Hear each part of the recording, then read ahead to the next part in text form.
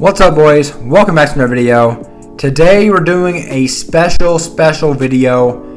It's our annual UNC football deep dive. This year is the year of 2022. So this year we're going to do the 2022-2023 UNC football deep dive, which, if you haven't heard of it, is kind of like giving the overall analysis of this upcoming Carolina football team. I mean, from ratings on each player, like Madden ratings,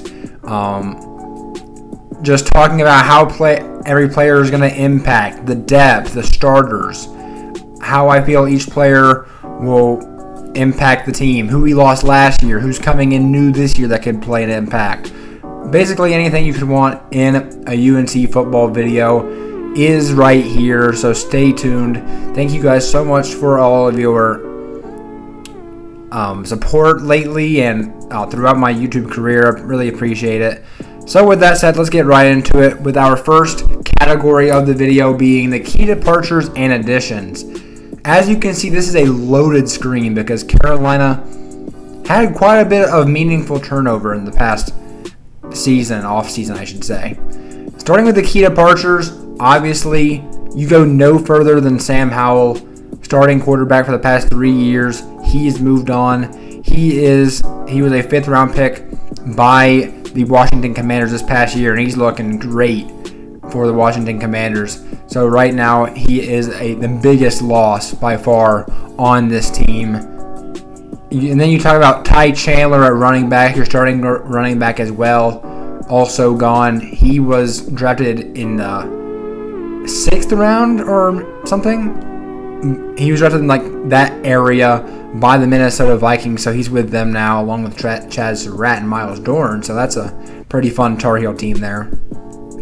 And then you get into Josh Zuzu, who is a 3rd round pick by the Giants, and Garrett Walston, tight end, who is also in training camp with the 49ers currently. Bo Corrales transferred to SMU. He was our second best wide receiver, or he was supposed to be last year, but he kind of had injuries that kind of derailed his final year at Carolina, so he did transfer to SMU. Jeremiah Gemmel, also in 49ers training camp, along with Garrett Walston. Big loss in the middle linebacker room, the leader of the defense last year and for the past 2 seasons. So, yeah, he's going to be a major loss as well. Trey Morrison at safety transferred to Oklahoma. That's a big loss in the safety room. I think there are guys who can replace Trey, but he was a meaningful part of this Carolina team. Marcus McKethan at right guard also has to be replaced now, as he was a 5th round pick, if I'm not mistaken, or a 6th round pick by the Giants, so he'll be on the offensive line with Josh Zuzu. Also, Marcus McKethan, I believe, tore his ACL in camp, so I'm praying for him there. Jordan Tucker, he was an undrafted free agent pickup at tackle for the Pittsburgh Steelers, so he's there with Mitch Trubisky and company. Tamon Fox, also picked up by the Giants, one of the all-time leaders in sacks in Carolina history, so that's a big loss there. Kyla Mcmichael, who a lot of guys thought would stay, but honestly, if he did, he would have still been behind Storm Duck and Tony Grimes again anyway, but he is an undrafted pickup for the Tampa Bay Buccaneers.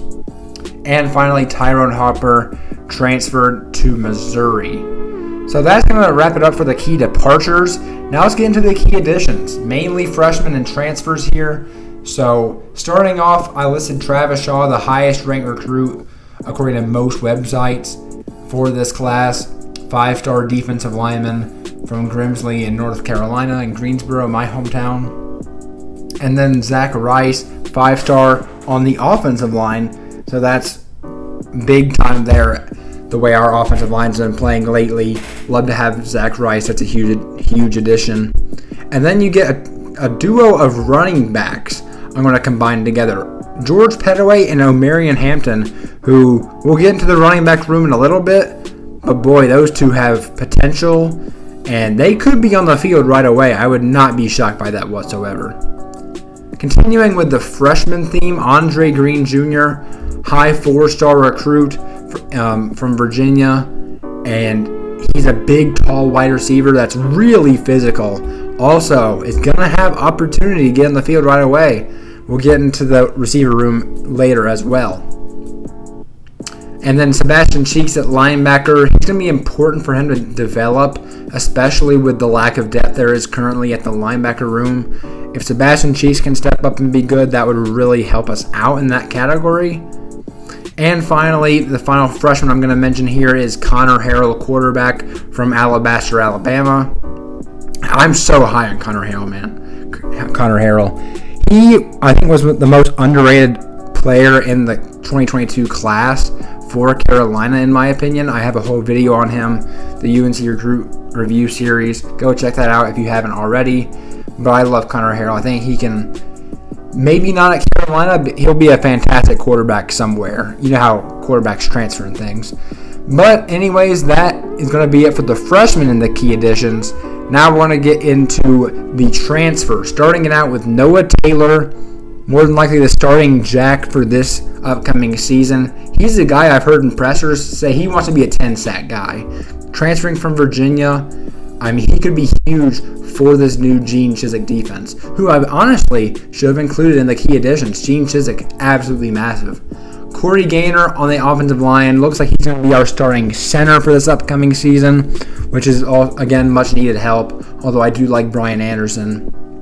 Jacoby Cowan and Legend Cavazos, a pair of Ohio State transfers, one on the D-line, one at DB, maybe corner. We're not 100% sure, I'd say, yet, but those two guys have a ton of potential.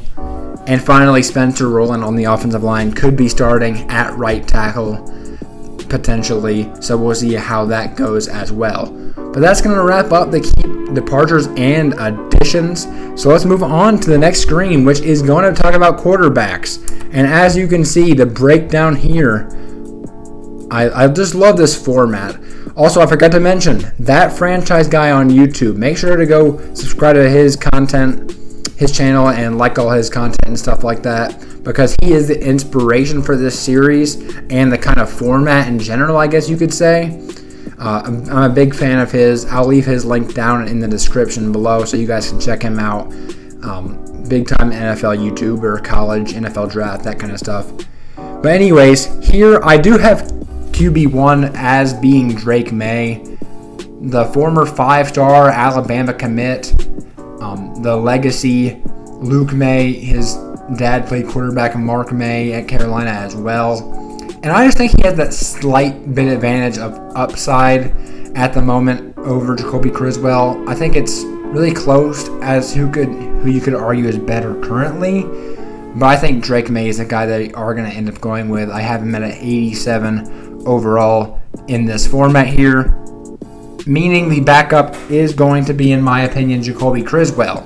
Now, Jacoby, he's a really talented guy, Gatorade Player of the Year in Arkansas. By the way, Drake May was a Gatorade Player of the Year in North Carolina back in high school. But Jacoby, more than likely if he loses this job, he's going to transfer. That's just kind of how things work for the most part when it comes to quarterbacks.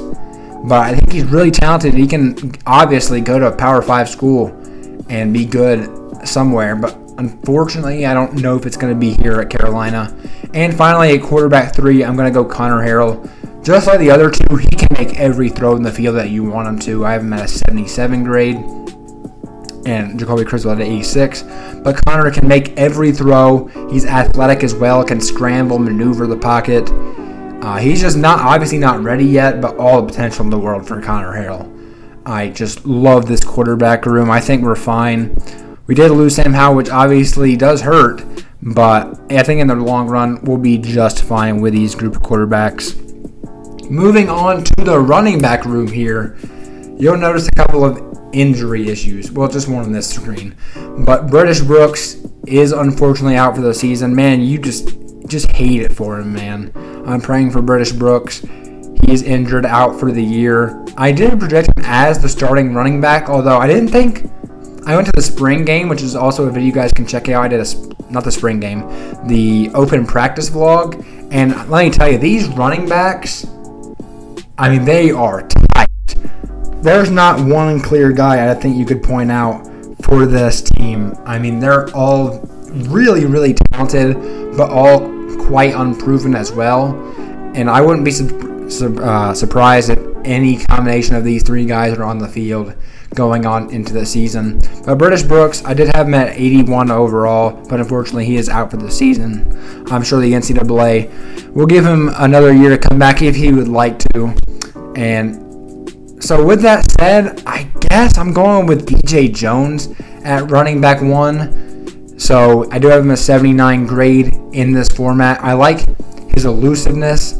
I like the way he plays. He just hasn't put it all together yet, and just, he's just unproven like all these guys are, but he obviously has all the talent in the world.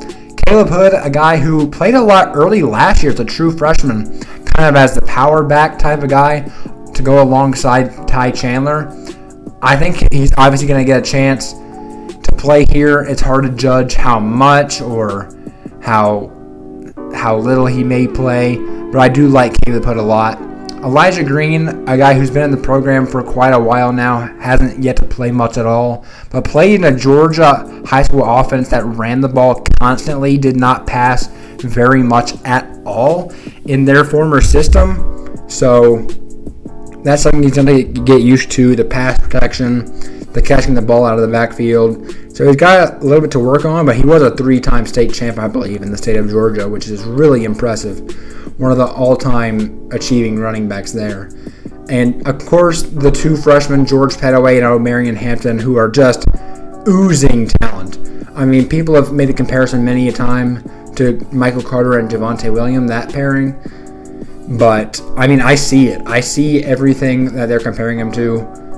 I think Marion Hampton has the highest ceiling of any running back that goodness I've seen in a long time. I mean, he's already probably the strongest back in this team, just naturally built strength.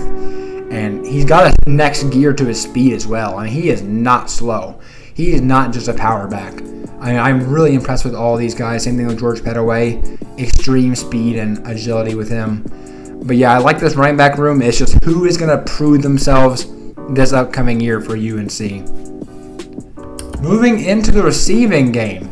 As you can see, there is another injury red flag on the screen where we will start out. You look at the wide receiver room, you got Josh Downs. You know he's going to be an absolute stud no matter what. And hopefully Canes won't be able to double team him as much this year, especially since there should be other guys who step up, you would hope. When Anton Green gets back healthy, that will also be very impactful. But yeah, Josh Downs, 97 overall grade, probably going to be a first-round talent in the upcoming NFL draft. Much deserving. One of the greatest seasons in wide receiver history at UNC last year. Antoine Green going to be out for 4 to 5 more weeks with a collarbone injury. He had surgery on it, I believe, not too long ago. And Mac Brown and staff is hoping that they're going to be able to get him back for the Notre Dame game on September 24th, I believe that is. So, So hopefully that will happen. He'll be able to come back strong. But because the second half of the year last year, he was looking like the Antoine Green that we expected to see from him when he was coming out of high school. I mean, he was really playing good football. And at the next wide receiver spot, I actually have Andre Green Jr., the true freshman from Virginia. I think he's just got all the talent in the world. When I was at the open practice, he just stuck out like a sore thumb in the best way possible. He's got great hands. He had a deep ball from, I believe, it was Drake May down the sideline where he jumped over, I think, Legend Cavazos and made it a spectacular play. But Andre Green, you can see the talent there, and he hasn't even been in the system very long. So this already being that good coming in just in the summertime is incredible for Andre Green. I can't wait to see what he does on the football field in year one. And as you get into the wide receiver depth, you got quite a few guys that I do like. J.J. Jones played a decent amount last year for a true freshman. Didn't have many receptions or anything, but he was pretty impressive in his first year at Carolina. Gavin Blackwell, former teammate of Sam Howell. I like his potential a lot. He's a guy I've heard has stood out in training camp thus far. Kobe Pacehour is probably that secondary slot receiver behind Josh Downs this year. Justin Alton's a guy who got on the field quite a bit last year, but he did struggle to get open. But he is a deep ball threat when he can get open. Tyshawn Chapman, also a versatile guy who you can put anywhere in the offense, and he should be pretty good in the future.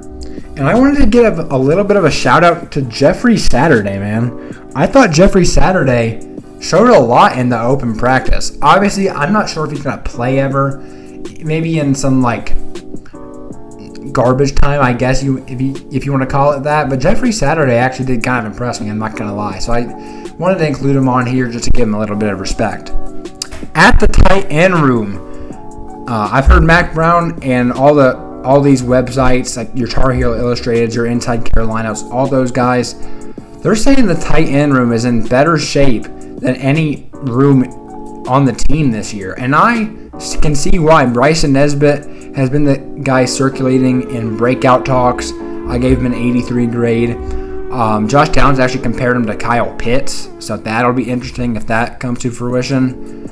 And then Camari Morales is a touchdown machine. I heard some crazy stat, like 25% of the times he gets the football, he is scoring a touchdown, so that's impressive. He's a redshirt junior, I believe. Bryson Nesbitt, a redshirt freshman. As you know, a true sophomore, actually. John Copenhaver had a massive block at the open practice against somebody. I don't remember who, but John Copenhaver is a guy who has good hands, but he's a really good blocker as well, so I'm really impressed with him. And then Kendall Carr as that fourth wide receiver on the team. So that's going to wrap up the receiving room. Let's get into this offensive line, which was unfortunately not very great last year at all. And as you can see, if you guys go back to my video from last year, I was super high on this Carolina offensive line, and boy was I wrong. Last year, you had Jordan Tucker and some offensive linemen saying Sam should not get touched this year, and that darn near could not have been farther from the truth. It was a massive struggle for this offensive line. Stacey Searles actually got a debatably an upgraded job moving to Georgia as the O-line coach, which really shocked me the way this O-line played. He did crank out some NFL talent, but as a unit, they were not good. They just weren't good. So, looking at this year's offensive line, a lot of new faces as far as starters go. Austin Richards is like the only guy who's going to be the same starter from last year. He wasn't great. You hope he can make a step up and be better this year. Ed Montel's a left guard, is a guy who's been a really good depth piece. We'll see how he does stepping into a starting role. I have him at a 79 grade. Corey Gaynor, the center I was talking about in the additions portion of this video, I gave him an 82. Multi-year starter at Miami, transferring here. Hopefully he can be the leader and lead this offensive line to better things under new offensive line coach Jack Bicknell. William Barnes, a highly touted kid a couple of years ago. He's now a redshirt senior and hasn't played much. He's stuck around in the program, though. I think he'll get the starting nod at right guard, if I had to say. And here at right tackle is the toughest maybe for me to solidify who I think is going to start.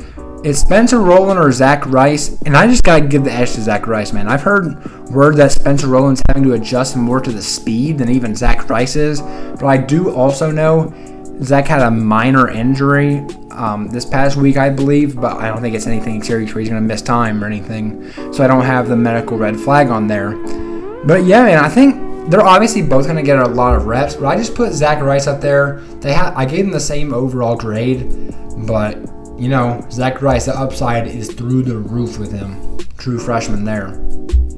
As far as tackle depth goes, as we mentioned earlier, Spencer Rowland, the transfer from Harvard, Diego Pounds and Trevion Green, also some guys in the program that should be good this season. Trevion Green, a true freshman this year, who I've heard a lot of good things about. He's a massive human being. He's like 6'7", really a surprise on people. He lost some weight, so he's getting around on as far as movement goes a lot better while still having that play strength. So I love the future of Trevion Green here.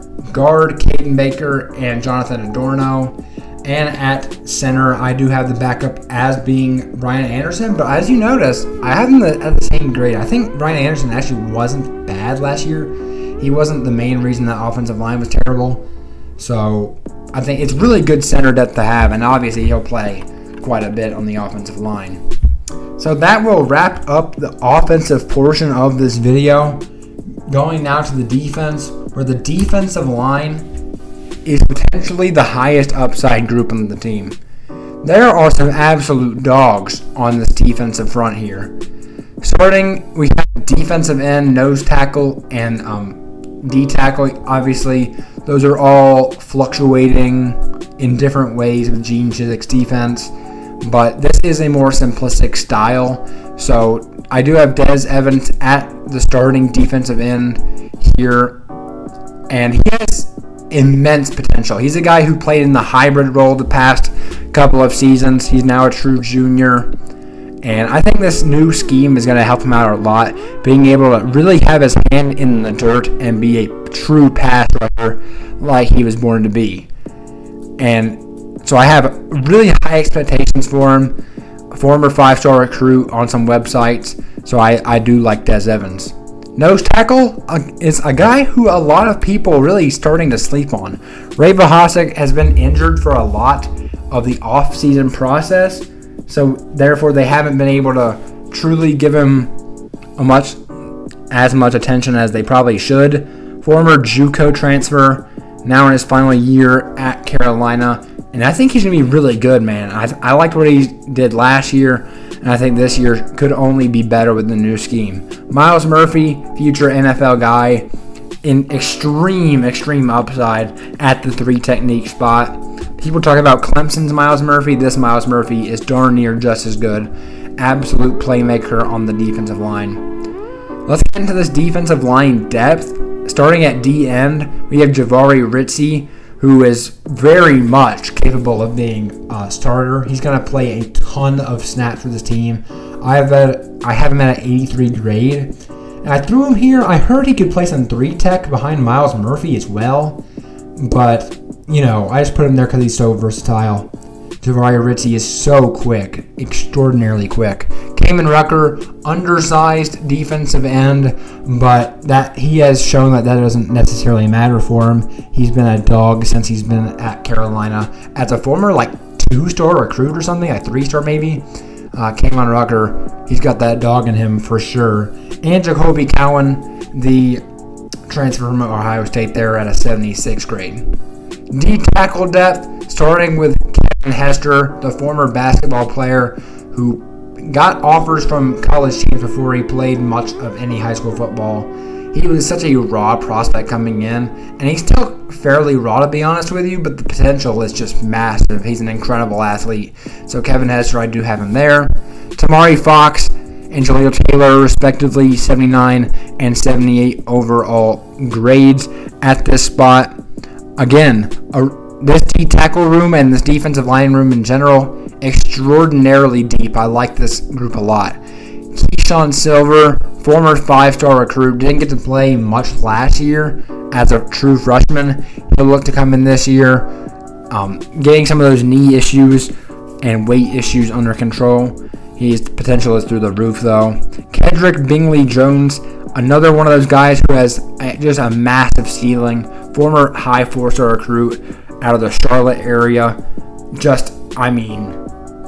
All the potential in the world. And when you get Travis Shaw as your 8th defensive tackle, that is insane. Travis Shaw at your 8th defensive tackle. I think coming in, Travis Shaw is a little bit out of weight. Obviously, that's better now that he's in the Carolina program, but the potential is insanity through the roof. He was formerly the number 2 player in the class of 2022 at D tackle. He's a massive human being, incredible athlete, and all the potential in the world. But I don't expect him to play too much with this level of depth, but he'll definitely be on the field some. And I love the potential of my guy Travis Shaw. Here at linebacker is the next room. I did throw the Jacks on this screen just because technically it is the Jack linebacker, even though it is more of a defensive end type of role, I guess you could say, an edge rusher type of role. So with that said, Noah Taylor I do think is going to be the starting jack. Transfer from Virginia. A guy who a lot of people think could have double-digit sacks this year. And boy, would that be huge for this Carolina defense. Next at jack, we have Chris Collins at an 83. Redshirt senior, has been in the program a very long time. Has dealt with that questionable scheme. And I thought he looked fantastic at the open practice, so I like him a lot there. And then at depth for jack, you have Gabe Stevens and Malachi Hambrick, the true freshman, who have some work to do, but they'll eventually, I'm sure they'll be good Tar Heels. Linebackers on the inside part of the ball, we have Cedric Gray at 1 and Power Eccles at 2. Cedric Gray led the team in tackles last year, was really impressive. A lot of people came in thinking Eugene Asante was kind of be the guy that Cedric Gray was. Eugene didn't turn out like that exactly. Now he transferred to Auburn. So, as he lost playing time throughout the year. So, Cedric Gray, a big-time inside linebacker there. Power Eccles loves to hit people. Power Eccles is like a train just ready to destroy whoever has the ball in hand or any offensive lineman blocking or anything like that. Power Eccles, extreme power potential, a really good linebacker. The depth is questionable here at inside linebacker. Ra Dilworth, still extremely light. I mean, he is barely 200 pounds. So it's going to be hard to put him at inside linebacker and ask him to shed blocks or do anything like that.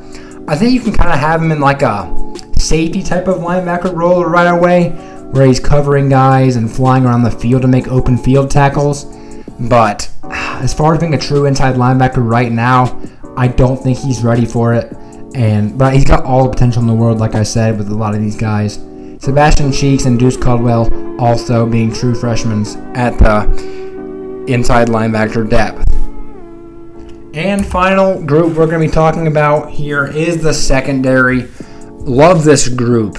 I mean, you talk about the corner specifically, those guys are two NFL caliber talents that I think are going to be great for years to come. Starting with Tony Grimes, this team's cornerback one, debatably. A former 5-star recruit, reclassified. I think Tony might still only be 20.